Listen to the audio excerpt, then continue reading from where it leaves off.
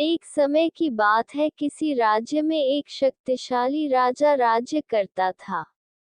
उस राजा के महल में बहुत से हाथी थे, किंतु राजा का सबसे प्रिय हाथी सरमन था। सरमन बहुत ही शक्तिशाली और बुद्धिमान हाथी था। राजा जब भी लड़ाई के मैदान में जाता तो हमेशा सरमन पर ही सवार होकर जाता था और अपना हर युद्ध जीत कर आता था। राजा ने सरमन के लिए एक अलग ही कक्ष बना रखा था, जिसमें सरमन रहता और खाता पीता था। सरमन की सेवा के लिए अलग से महावत लगा हुआ था। सरमन हाथी जहाँ रहता था उसी के पास कुत्ते का एक बच्चा भी रहता था। राजा का प्रिय हाथी होने के कारण सरमन को तरह तरह के स्वादिष्ट पकवान दिए जाते थे। सरमन के खाने के बाद जो भी जूठन बचती उसे चुपके से कुत्ते का बच्चा खा लेता था। सरमन शक्तिशाली होने के साथ ही बहुत ही दयालु प्रवृत्ति का हाथी था। उसने देखा कि कुत्ते का बच्चा उसकी जूठन खाकर अपना पेट भरता है, तो उसने कुत्ते के बच्चे से कहा, तुम मेरे खाने के बाद जो बचता है उसे क्यों खाते हो?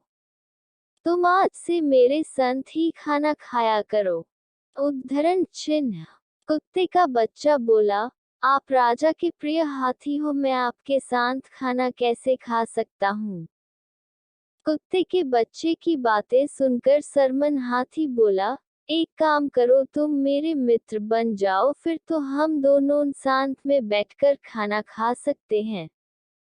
हाथी अकेला बोर होता था, उसने कुत्ते के बच्चे के साथ दोस्ती कर ली और दोनों साथ में खाना खाते और खेलते थे। धीरे धीरे कुत्ते का बच्चा बड़ा होने लगा और अच्छा भोजन खाने के कारण काफी हष्ट पुष्ट हो गया। एक दिन व्यापारी उस रास्ते से गुजर रहा था। व्यापारी की नजर उस कुत्ते पर पड़ी और उसने सोचा कि इतना हष्ट पुष्ट कुत्ता मेरे घर की रखवाली के लिए अच्छा रहेगा। व्यापारी ने महावत को कुछ रुपए का लालच दिया। महावत का कुत्ते पर कोई अधिकार नहीं था, फिर भी पैसे के लालच में उसने व्यापारी को कुत्ता बेच दिया। व्यापारी कुत्ते को अपने साथ ले गया। उधर कुत्ता भी हाथी से बिछड़कर बहुत दुखी था। कुत्ते के जाने से सरमन हाथी भी उदास रहने लगा और उसने खाना पीना कम कर दिया। धीरे धीरे हाथी कमजोर होने लगा। राजा ने जब हाथी की ऐसी हालत देखी तो वह बहुत चिंतित हुआ और उसने महावत से हाथी के कमजोर होने का कारण पूछा। महावत को भी समझ में नहीं आ रहा था कि हाथी को क्या हो रहा है। राजा ने राजवैद्य को बुलाया और पूछा, मेरे इस प्रिय हाथी को क्या हुआ? यह दिन प्रतिदिन कमजोर होता जा रहा है।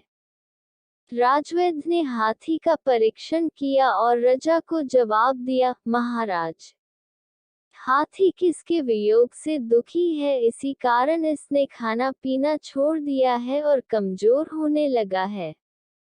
राजा ने जब इसके बारे में जानकारी एकत्र की तो उसे पता चला कि हाथी की दोस्ती एक कुत्ते से थी और कुत्ते के जाने के बाद से ही हाथी का स्वास्थ्य खराब हुआ है।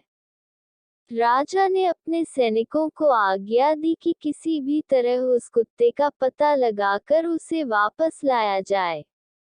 सैनिकों ने कुत्ते का पता लगाकर व्यापारी सहित कुत्ते को राजा के सामने पेश किया।